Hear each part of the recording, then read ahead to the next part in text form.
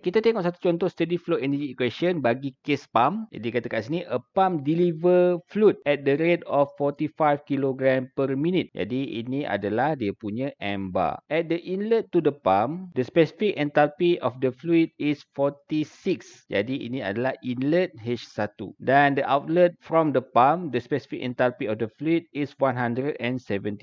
Ini adalah nilai H2. If 105 kJ per minute of heat energy are lost. Jadi kat sini dia ada nilai Q.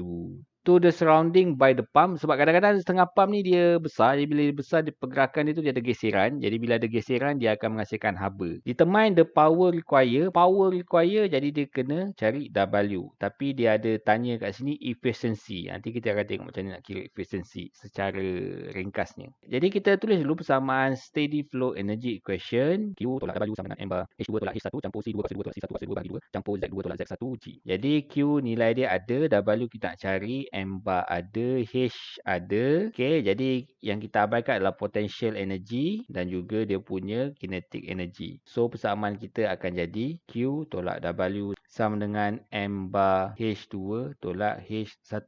Jadi kita masukkan nilai. Pertama nilai Q dia adalah 105 kJ per minit. Kita tak nak per minit, kita nak per second, unit SI. Jadi 105 bahagi dengan 60. Kita akan dapat 1.75 kJ per second. Q adalah 1.75 kilo. Okey, tapi ada satu perkara yang kita perlu ambil kira. Dia kata kat sini energy are lost. Lost ni maksudnya Q keluar. Jadi kalau Q keluar, nilai dia adalah negatif. Kita tambah negatif di situ. Tolak W sama dengan M bar. M bar kita adalah 45 kg per minit. Kita tak nak per minit, kita nak per saat. Jadi sama juga M bar sama dengan 45 kg per minit. Minit kita tak nak, kita nak tukar jadi saat. Jadi 45 bahagi dengan 60. Kita akan dapat 0.75 kg per second. Jadi kita masuk 0.75. Kemudian kita masukkan nilai H2.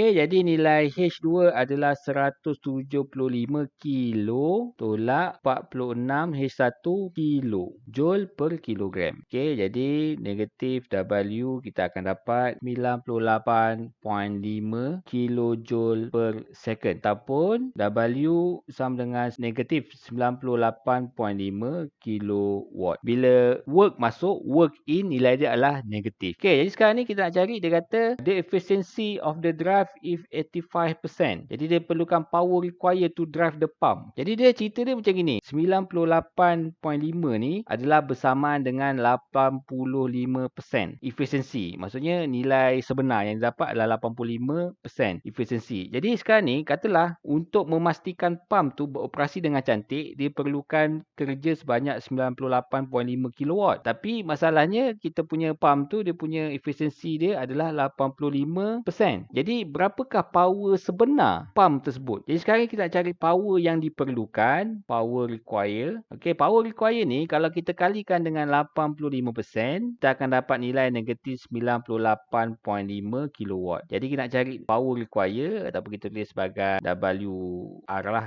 contohnya negatif 98.5 kali 100 bahagi dengan 85. Jadi power require yang kita perlukan adalah negatif 114.8 kilowatt. Itu saja. Nampak macam susah tapi taklah susah sangat. Boleh buat.